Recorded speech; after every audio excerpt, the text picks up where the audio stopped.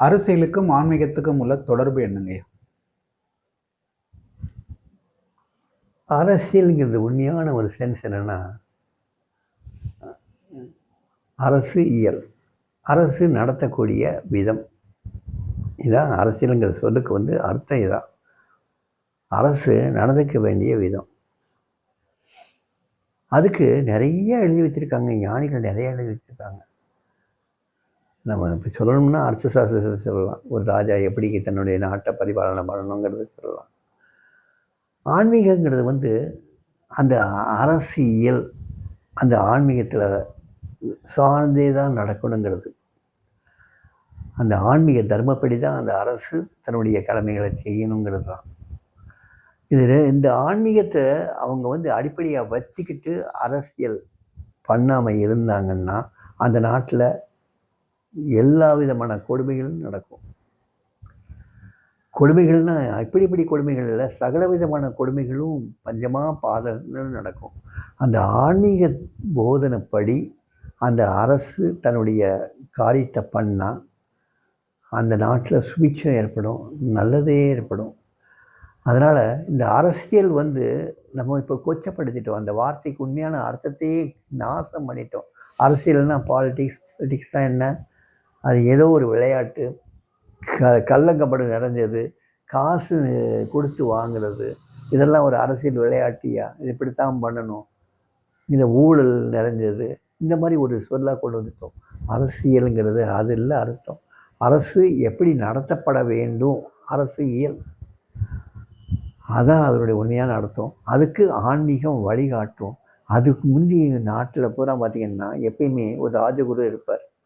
எந்த ஒரு விஷயத்தையும் ராஜா அந்த ராஜகுருட்ட கேட்டுத்தான் அந்த சட்டத்தை ஏற்றதோ, அந்த தண்டனை கொடுக்கறதோ, இல்லைன்னா தண்டனையிலிருந்து விடுவிக்கிறதோ, எல்லாமே ஒரு யுத்தம் பண்ணுறதுக்கு போகிறதோ, யுத்தம் பண்ணாமல் இருக்கிறதோ, தளவாடங்கள் எப்படி செய்யணுங்கிறத சொல்கிறதோ, எப்படி நாட்டு பிரஜைகளுக்கு கல்வி கற்பிக்கிறீங்கிறதோ எல்லாமே அந்த ராஜகுருவை கேட்காம செய்கிறதில்லை. அந்த அரசியல் அந்த ஆன்மீகத்தோடு கலந்து பின்னி பிணைஞ்சு இருந்தது. அந்த ஆன்மீகம்தான் தலையாயதாக இருந்தது, உச்சத்தலை இருந்தது. அரசியல் தலைவனாக இருந்தாலுமே அதுக்கு பின்னால் இருந்து ஊக்குவித்தது அந்த ஆன்மீகம்தான், அந்த ராஜகுரு தான். அந்த ஆன்மீக குரு தான் சகலமும் சொல்லிக் கொடுப்பார். அந்த ராஜாவுடைய பிள்ளைகளுக்கு அந்த போதிக்கிறதும் அவர் தான். சின்ன வயசுலேருந்தே ட்ரைனிங் கொடுப்பார். அரசை எப்படி நடத்தணுங்கிறதுக்கு சின்ன வயசுலேருந்தே அந்த ராஜகுமாரனுக்கு சொல்லியும் கொடுப்பார். ராமனுக்கு சொல்லிக் கொடுக்கலையா? அதே மாதிரி அந்த காலத்தில் உள்ள அத்தனை ராஜகுமார்களுக்கும் சொல்லிக் கொடுத்தாங்கல்ல, குருகுல வாசனும் வச்சாங்கல்ல. அவங்களுக்கெல்லாம் சொல்லிக் கொடுத்தது என்ன? சகல காரியங்களும் சொல்லிக் கொடுத்துருப்பாங்க. நாட்டை ராஜ்யம் பண்ணுறது மட்டும் இல்லை, சாதாரண மக்கள் எப்படி வாழணும், எப்படிலாம் இருக்கணுங்கிறதையும் கற்றுக் கொடுத்துருக்காங்க. இதை தவிர்த்து பக்கத்து நாடுகளுடைய ரிலேஷன்ஷிப் எப்படி நடக்கணும், ஒவ்வொருத்தருக்கும் எப்படி ஒரு உறவு முறைகள் இருக்கணும், இது எல்லாமே கற்றுக் கொடுத்தாங்க. ஒரு ராஜகுமாரன் காட்டுக்குள்ளே அனுப்பினதுக்கப்புறம் அவனாகவே எந்த வேலையால் துணையும் இல்லாமல் ஒரு பரதன் ஒரு குடிசையை கட்ட முடியுதில்லை. ஒரு ராஜகுமாரன் ஒரு குடிசை கட்ட முடியுதுன்னா அவன் குருகுலத்தில் எதெல்லாம் கற்றுக்கிட்டு இருப்பான். ஒரு ராஜகுமாரன் வேட்டையாடி அந்த உணவை பதப்படுத்த தெரிஞ்சிருக்குன்னா அவன் எதெல்லாம் கற்றுக்கிட்டு இருப்பான், எப்படிலாம் கற்றுக்கிட்டு இருக்காங்க.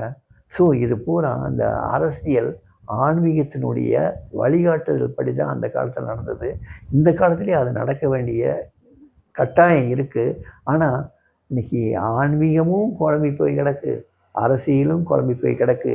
ஏன்னா ரெண்டுமே சுயநலவாதிகள் கையில் இருக்குது. ஆன்மீகமும் சுயநலவாதிகள் கையில் இருக்குது. ஆன்மீகம் ஏழ்மையை புறக்கணிக்குது.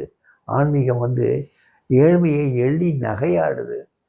அரசியல் ஏழ்மையை வச்சு விளையாடுது. ஸோ ரெண்டுமே குழப்பமான ஒரு சூழ்நிலை இருக்கிறதுனால தான் நாட்டையும் இவ்வளோ குழப்பமான சூழ்நிலைகள். அரசியல் ஆன்மீகத்துக்கு வழிகாட்டுதல் படி நடந்ததுன்னா நாட்டில் எப்பயுமே சுபிட்சை ஏற்படும். ரெண்டுக்குள்ள ஒரு தொடர்பு, பிரிக்க முடியாத தொடர்பு. இதை அறிவு சார்ந்த தொடர்பு, ஆன்மீகம் சார்ந்த தொடர்பு, இந்த ஞான தொடர்பு இருந்தால் தான் ஒரு நாடு எப்பயுமே சுபிட்சை அடையும்.